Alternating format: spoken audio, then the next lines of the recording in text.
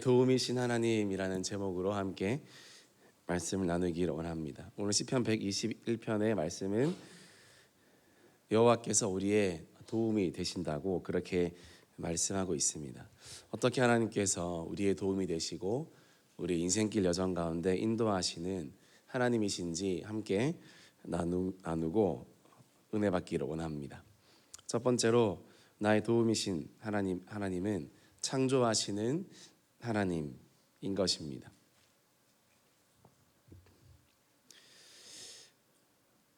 1절 보니까 내가 산을 향하여 눈을 들리라 나의 도움이 어디서 올까.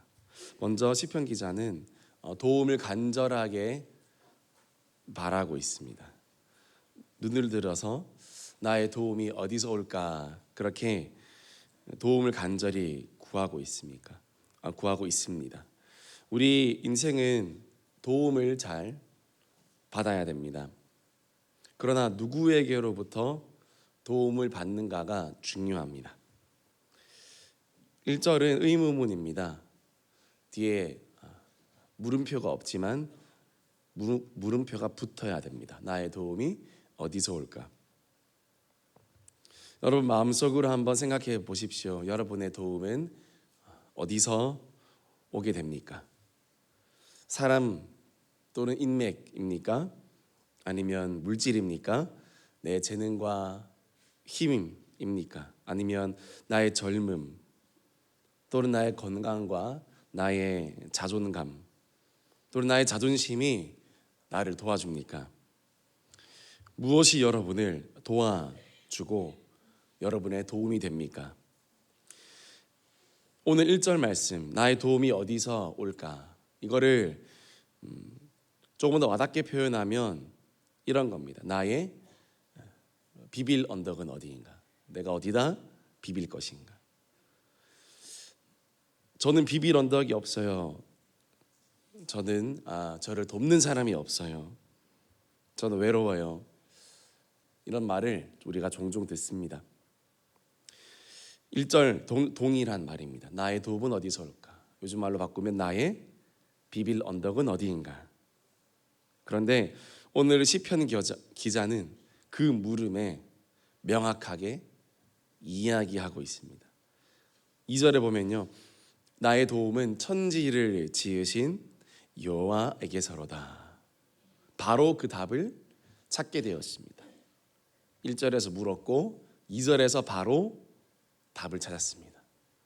사랑하는 성도님들도 1절에서 2절로 넘어가는 것처럼 여러분의 비빌 언덕 또 여러분의 도움이 어디서 올까라는 의문과 질문이 들 때 바로 나의 도움은 천지를 창조하신 하나님에게서 옵니다 라고 고백할 수 있는 우리 믿음의 성도님들 되시기를 주님의 이름으로 축복합니다. 2절, 3절, 4절 헤매다가 50절, 100절에 나오는 답이 아니라 바로 나와야 됩니다. 1절에 물었으면 2절에 바로 나옵니다. 내가 산을 향하여 눈을 들리라 나의 도움이 어디서 올까? 나의 도움은 천지를 지으신 여호와에게서로다. 나의 비빌 언덕은 오직 여호와 하나님인 줄 믿습니다. 우리 하나님은 하늘과 땅을 만드신 전능하신 창조주 하나님이십니다. 그분께서 우리를 도우십니다.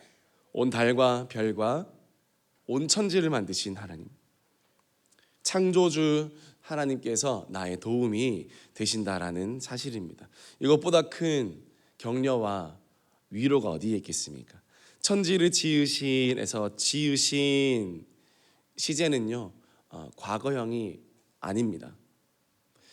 현재도 능히 창조하실 수 있는 하나님, 아직 그분의 창조 사역이 끝나지 않은 그런 하나님에 대해서 물론 물질적인 세계는 다 창조를 하셨습니다. 그러나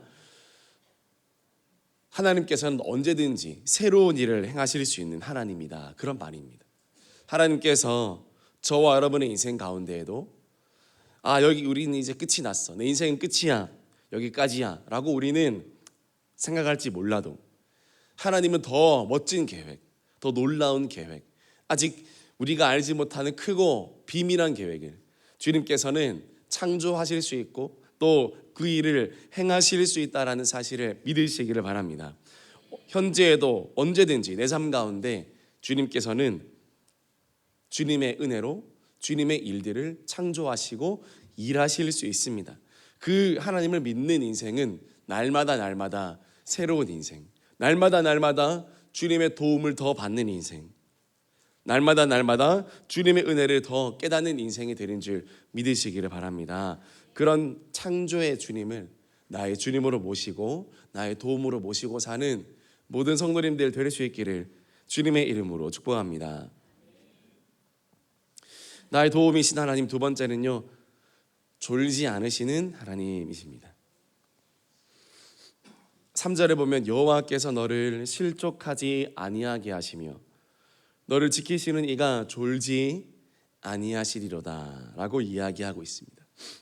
너를 실족하지 아니하게 하신다라는 말은 너를 흔들리지 않게 하겠다, 너를 흔들림조차 없게 하겠다라는 말이에요. 발이 구덩이에 빠져서 또는 벼랑에서 미끄러져서 추락하지 않게 할 뿐만 아니라, 그건 당연히 그렇게 안 될 뿐만 아니라 흔들림조차 없게 하겠다, 흔들림조차 없게 하겠다.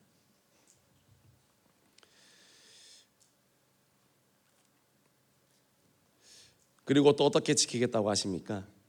졸지 않고 내가 너를 지켜주겠다. 우리를 도우신 하나님은 졸지 않으시겠다, 그렇게 분명히 약속하고 있습니다. 사람은 좁니다. 사람은 쉬고 잡니다. 그게 사람입니다. 어쩔 수 없습니다.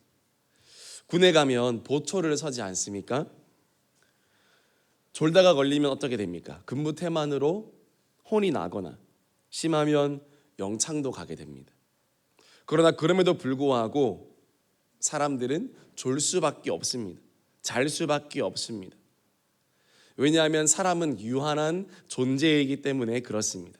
그러나 무한하신 하나님께서는, 전능하신 하나님께서는요, 졸지도 아니하시고 주무시지도 아니하시고 저와 여러분들을 눈동자같이 지켜주시고 보호하시고 붙들어주는 줄 믿으시기를 바랍니다.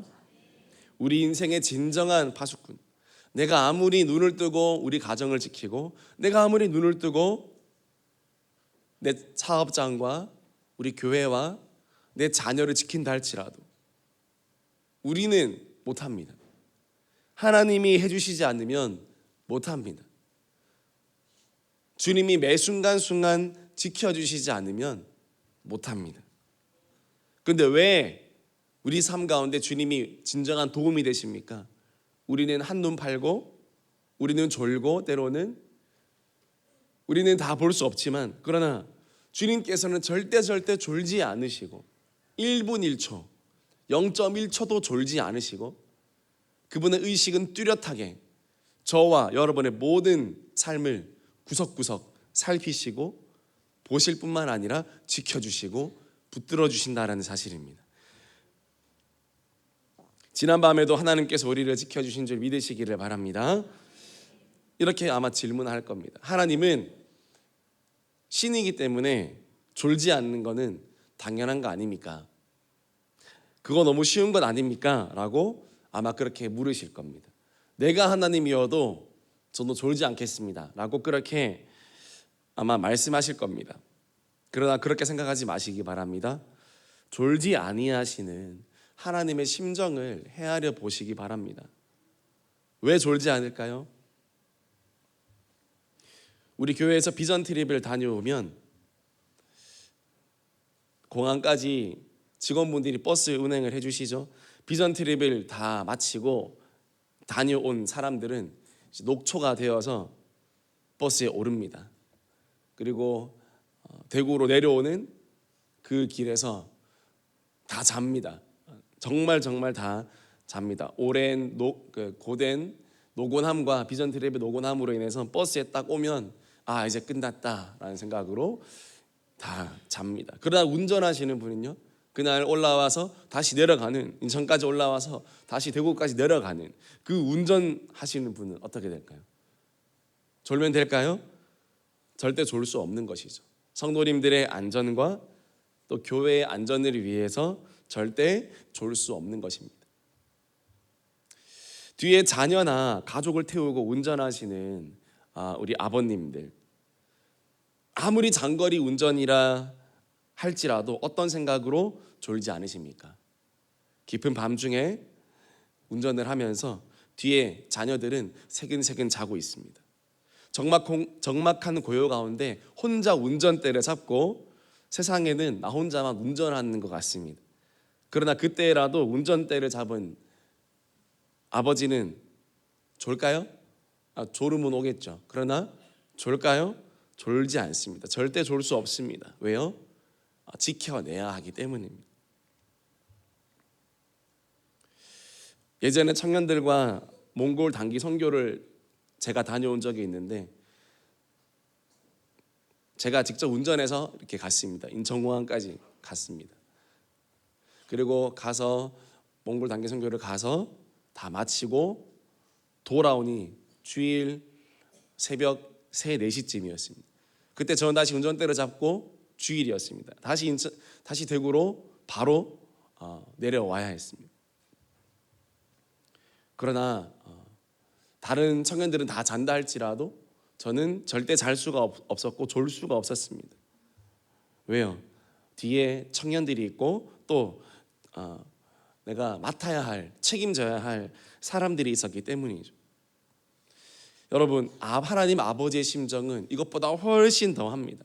하나님이 하나님이라서 졸지 않는 것도 맞지만 그것보다 더 주님이 졸지 않으시는 이유는 저와 여러분을 너무 사랑하시고 저와 여러분을 너무너무 지켜주고 싶고 너무너무 살피시고 싶기 때문인 줄 믿으시기를 바랍니다. 그 하나님의 심정입니다. 졸지도 아니하시고 주무시지도 아니하시는 하나님 아버지의 마음은 이것보다 더한 그 아버지의 마음이라는 것입니다. 그 아버지의 마음을 안다면 하나님이시기 때문에 괜찮을 거야. 주님은 괜찮잖아요. 하나님은 다 할 수 있잖아요. 여러분 그게 아닙니다. 하나님은 인격적이신 하나님이시고 우리 아버지 되신 하나님이십니다. 아버지보다 더 아버지 같은 분이 바로 하나님이십니다. 그 하나님을 나의 도움으로 삼으실 수 있는 우리 사랑하는 모든 성도님들 될 수 있기를 주님의 이름으로 축복합니다. 마지막 세 번째로 우리 하나님은 지키시는 하나님이십니다. 우리 5절에서 8절 말씀까지 같이 한번 읽어보겠습니다. 시작. 여호와는 너를 지키시는 이시라. 여호와께서 내 오른쪽에서 내 그늘이 되시나니 낮에 해가 너를 상하지 아니하게 하니 밤에 달도 너를 해치지 아니하리로다.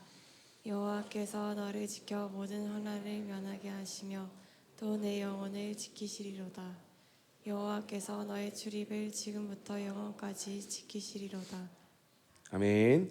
여기서 지키시는에서 지키다의 의미는요, 제사장이 제단을 지킬 때 쓰는 그런 단어이기도 하고, 그리고 파수꾼이 파수할 때 쓰는 단어이기도 합니다. 주의 제단을 지키는 일, 그리고 한 도시나 국가를 지키는 일이 얼마나 고귀합니까? 얼마나 고결합니까? 그런데 하나님께서 나를 지키실 때 그런 마음으로 지킨다는 겁니다. 제사장이 제단을 지키거나 또 정말 한 파수꾼이 그 깊은 한 도시의 깊은 새벽과 어둠을 지켜주는 것처럼 하나님께서 우리의 영혼을 그렇게 지켜주신다는 겁니다. 무엇을 지켜주시나요? 첫 번째로 그늘이 되어주신다고 합니다. 고대 근동 지역에서 그늘은 너무 중요합니다. 우리에게 그늘은 그냥 그늘이죠. 그러나 광야가 사막이 대부분인 중동 지역에서는요, 나무 밑에 또 그 그늘, 또 바위 사이 그 시원한 그늘, 그것이 생명입니다. 엘리야가 이세벨을 피해서 로뎀나무 그늘 아래에 쉬었습니다. 그러나 그 로뎀나무는 실제로 보면 보잘것없는 아주 그런 나무입니다. 그늘도 별로 없는, 그러나 거기서 쉬었다는 거죠. 왜? 그늘이 없으니까요. 근데 하나님께서 우리 인생에 그늘이 되어 주신다는 겁니다. 룻기 2장 12절 보면요, 보아스가 룻에게 축복하는데 이렇게 축복합니다. 그의 날개 아래에 보호를 받으러 내게 온전한 상 주시기를 원하노라. 아무리 연약한 한 여인이라 할지라도 주의 날개 그늘 아래에 있다면 복이 있다라는 것입니다. 주의 날개 그늘 아래에 피하러 오면 복이 있다라는 것입니다. 사랑하는 성도님들, 광야 같은 인생길에 그늘은 있나요? 여러분의 광야 같은 인생 여정을 걸을 때 여러분에게 그늘이 있습니까? 주의 날개 그늘 아래로 들어올 수 있기를 주님의 이름으로 축복합니다. 교회의 은혜의 그늘 아래로 들어올 수 있기를 주님의 이름으로 축복합니다. 그것이 우리 영혼이 사는 길입니다. 광야 같은 이 인생길 지날 때 목마름으로 갈증으로 헤매고 방황하는 영혼들이 얼마나 많이 있습니까? 땀을 식힐 수 없고 고된 인생을 살아가는 그런 불쌍한 영혼들이 얼마나 많이 있습니까? 주의 날개 그늘 아래로 데려와야 될 줄 믿습니다. 교회의 은혜 그늘 아래로 데려와서 말씀의 물을 목에 축이고 그 영혼을 해갈하는 그 사명을 감당해야 될 줄 믿습니다. 두 번째로 어떻게 지켜주십니까? 해와 달로부터 지켜주신다라고 합니다. 6절에 보니까 낮에 해가 너를 상하게 하지 아니하며 밤에 달도 너를 해치지 아니하리로다. 어렵지 않습니다. 굳이 해와 달에게 어떤 의미를 부여하지 않아도 명확합니다. 내가 밤낮으로 너를 지켜주겠다. 내가 시시각각 너와 함께하겠다. 이 시편 121편 1절에서 8절까지 계속 흐르는 이 시편 기자의 확신은 무엇입니까? 주님은 나를 보신다. 주님은 나만 보신다. 주님은 나를 지키신다. 이 확신, 이 도움의 확신을 가지고 주님께 나아가는 것입니다. 주님께서 여러분의 인생을 도우신다라는 확신이 한순간도 흔들리지 않기를 소망합니다. 세 번째로 무엇을 지켜주시나요? 영혼을 지켜주신다고 합니다. 7절에 보면 여호와께서 너를 지켜 모든 환난을 면하게 하시며 또 내 영혼을 지키시리로다.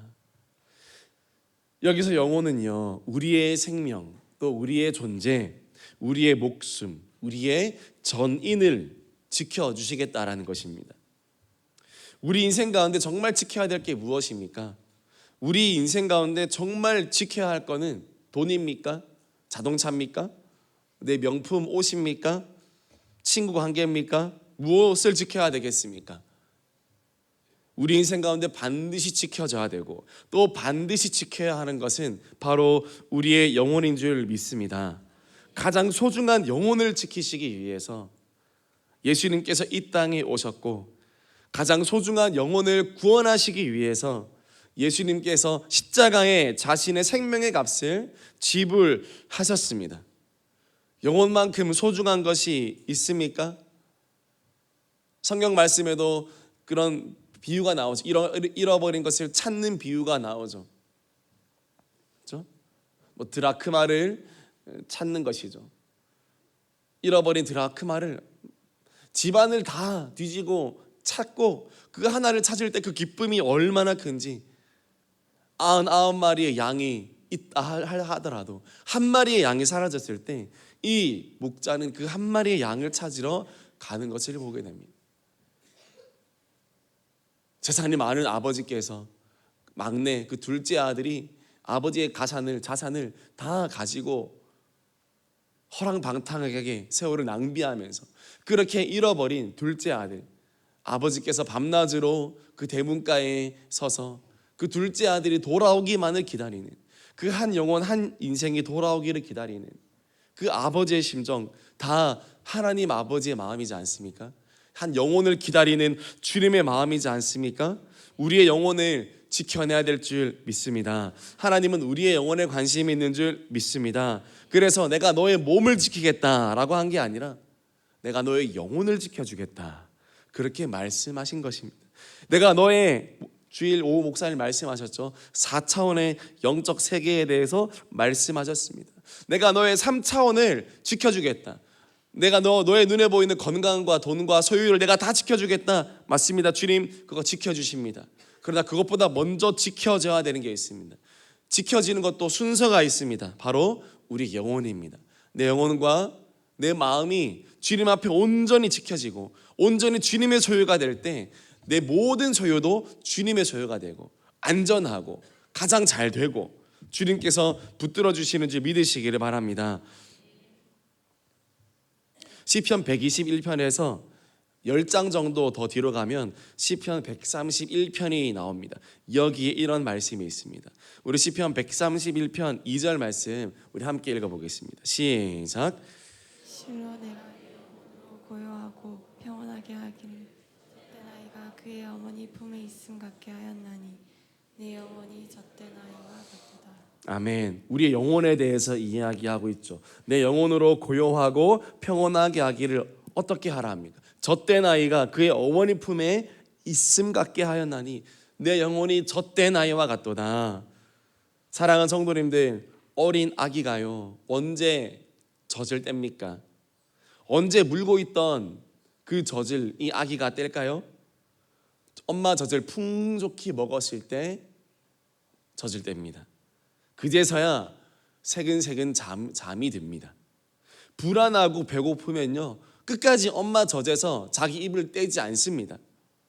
계속 엄마 젖을 물고 있습니다. 왜요? 불안해서. 두 번째 배고파서. 세 번째 마음이 허해서. 이유는 무엇이든 뗄 수 없는 겁니다. 그러나 배가 부르면 엄마 젖을 풍족히 먹고 또 인생 엄마 품에서 충분히 쉬었고 그리고 내 마음이 충분히 평안해져서 나 혼자 잠을 잘 수 있을 때 그 아기는요 생후 몇 개월도 되지 않은 그 아기도 충만함을 누리면 젖을 뗍니다. 사랑하는 우리 성도님들, 영혼은 어떻습니까? 여러분의 영혼 젖된 아기처럼 충만하십니까? 말씀의 젖줄과 기도의 젖줄을 충분히 마시고 뗐습니까? 여러분의 영혼은 충만해져 한 상태로 평안한 상태로 있습니까? 그것이 아니라면 계속 물고 있어야 됩니다. 여러분의 영혼을 위해서 말씀의 젖줄, 기도의 젖줄을 계속 놓치지 않고 물고 있어야 됩니다. 어린 아기는요 생후 몇 개월밖에 되지 않은 그 아기는 엄마 젖이 아니면 먹을 게 없습니다. 사랑하는 성도님들, 주님의 말씀 외에는 먹을 것이 없습니까? 주님의 예배와 주님께 드리는 기도와 은혜 외에는 여러분 먹을 것이 없어야 됩니다. 다른 곳에 가서 먹을 게 없어야 됩니다. 젖된 아기처럼 주님의 그 말씀의 젖만 사모해야 됩니다. 다른 거 먹으면 위험합니다. 심지어 죽습니다. 우리의 영혼도 마찬가지입니다. 우리의 영혼은 주님 앞에 항상 악입니다. 영적으로 보면 주님께 의지하는 것에 비유했을 때 우리 영혼은 악입니다. 주님의 돌보심이 없이는 한순간도 몸을 가눌 수 없는, 주님의 은혜 없이는 한순간도 목을 축일 수 없는 우리는 악입니다. 주님께 전적으로 의탁할 수밖에 없는 그런 악입니다. 주님 앞에 영혼이 충만한 젖을 땐 아기처럼 여러분 마음속에 영혼과 은혜와 주님의 사랑과 주님의 말씀으로 충만한 그런 여러분의 영혼들이 될 수 있기를 주님의 이름으로 축복합니다. 그 하나님 품에 있을 때 우리 영혼이 지켜진다. 그렇게 이야기하고 있습니다. 오늘 이 새벽에도 주님 주시는 만족함으로, 세상이 주는 만족함이 아니라 주님 주시는 만족함으로 은혜를 받고 누리고 돌아가는 시간 될 수 있기를 주님의 이름으로 축복합니다. 마지막 네 번째로 우리의 출입을 지켜주신다. 그렇게 이야기하고 있습니다. 8절에 보면 너의 출입을 지금부터 영원까지 지키시리로다. 여기서 출입은 우리 삶의 모든 영역을 의미합니다. 우리 삶의 시작과 끝을 의미합니다. 우리 일상 전체를 의미합니다. 아침부터 밤까지 의미합니다. 신명기 말씀에도 네가 들어가도 복을 받고 나가도 복을 받겠다라고 하지 않습니까? 그러나 가장 큰 복은 무엇입니까? 우리의 출입 가운데 하나님이 항상 함께 하시는 그 자체가 우리에게 복이 되는 줄 믿으시기를 바랍니다.